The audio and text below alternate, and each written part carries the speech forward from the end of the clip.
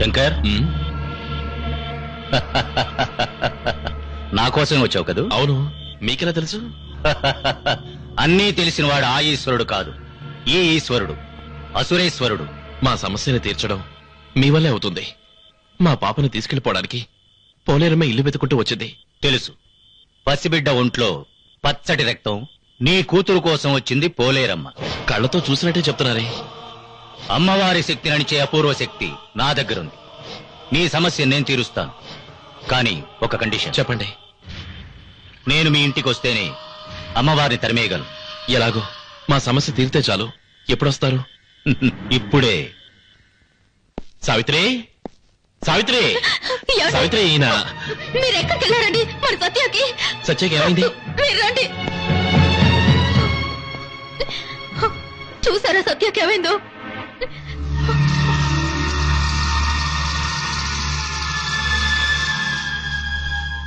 సత్య నువ్వు నన్ను మొండి పట్టి పట్టింది నేను. నన్ను శిక్షించకుండా సత్య పైన ఇలా పగ తీసుకుంటుంది ఏంటో పోలేరమ్మా.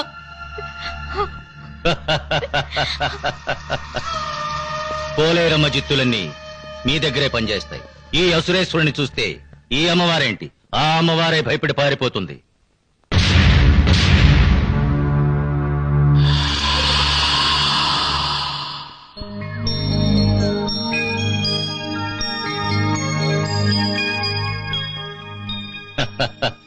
మిస్టర్ శంకర్, ఆ అమ్మవారిని మించిన శక్తి ఈ అసురేశ్వరుడి దగ్గర ఉందని నమ్ముతావా?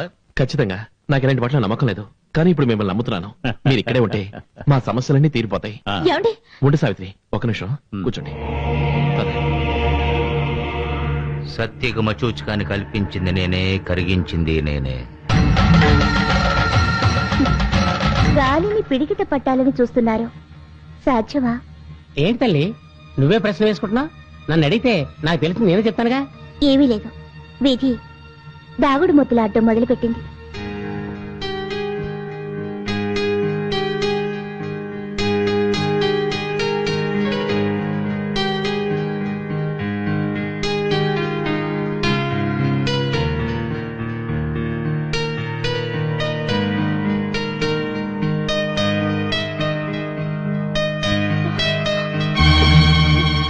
సత్య, ఎప్పుడు చూసినా దాని పాటలేనా?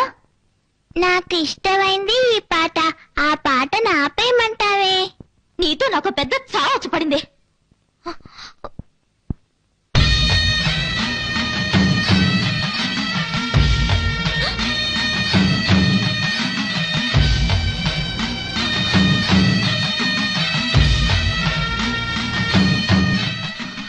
సర్వశక్తిలో ఉన్న ఆ అమ్మను నేను గెలవడం అసాధ్యం.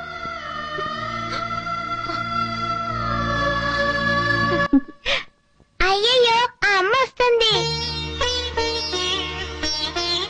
నేను అక్కడికి పోయి దాక్కుంటాను. నన్ను అడిగితే లేదని అబద్ధం చెప్పు. నన్నే అబద్ధం చెప్పమంటున్నావా?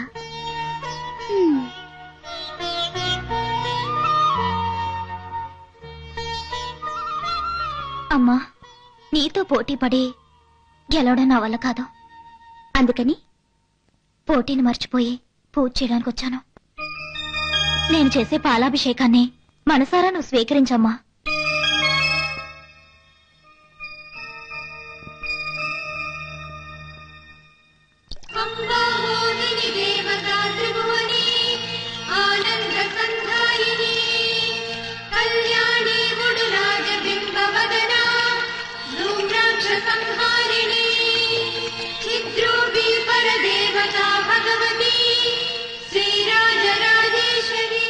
అమ్మా,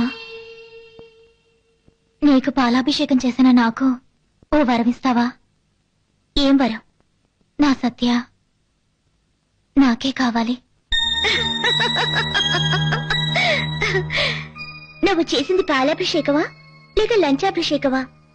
లంచం ఇచ్చి మనుషుల్ని లోపరుచుకున్నట్టు నన్ను లోపరుచుకోవాలని చూస్తున్నావా?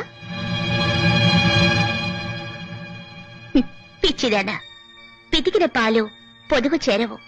నా దగ్గరకు వచ్చిన బిడ్డ ఎప్పటికీ నీది కాదు. నువ్వు చేసిన పాలాభిషేకం నువ్వే తీసుకో.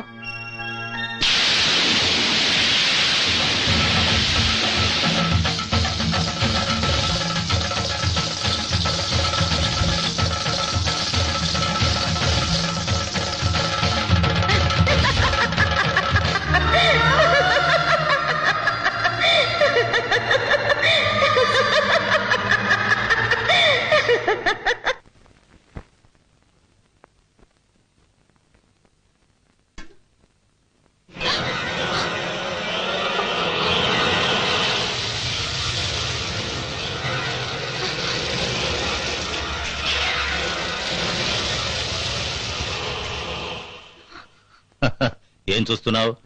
మనం పాలాభిషేకం చేస్తే ఇతను అగ్నిభిషేకం చేశాడనా? నేను పాలాభిషేకం చేసింది నీకు. నా శక్తి ముందు ఇవన్నీ చిన్న విషయాలు. ఇకపై నువ్వు అమ్మవారి గురించి దిగులు పడకు. నేను చేసిన అగ్నిభిషేకంతో అమ్మవారి శక్తి కాలి బూడిదైపోయింది. ఇక మీదట అమ్మవారు నడవనూ లేదు, నాట్యం చేయనూ లేదు. ఆమె కేవలం రాయే. ఇక ఒకే ఒక పూజ మిగులుంది. నువ్వు ఈ విగ్రహం తీసుకెళ్లి గుడి కోనేట్లో పడి, ఆ తర్వాత అమ్మవారికి శక్తి లేకుండా పోతుంది. ఇదిగో తీసుకెళ్ళు. లేదు, ఈ పాపానికి నేను ఒడగట్లేను. ఏ? అమ్మ దగ్గర నుంచి నా సత్యాన్ని కాపాడతావని మా వారు నిన్న ఇక్కడికి తీసుకొచ్చారు. కానీ నువ్వు ఏవో మాయలు మంత్రాలు చేస్తున్నావు. అమ్మ శక్తిని నాశనం చేయాలని చూస్తున్నావు. నీ మంత్ర తంత్రాలకి నేను సహాయంగా ఉండను, ఉండలేను.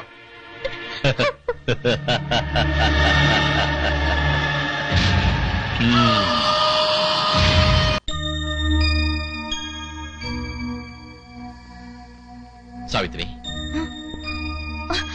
ఏమండి, సరిగ్గా సమయానికి వచ్చారు. మీరు లేని సమయంలో ఆ మాంత్రికుడు అమ్మవారికి అగ్నితో అభిషేకం చేశాడు. అంతా నాకు తెలుసు. ఆయనతో మాట్లాడే వస్తున్నాను.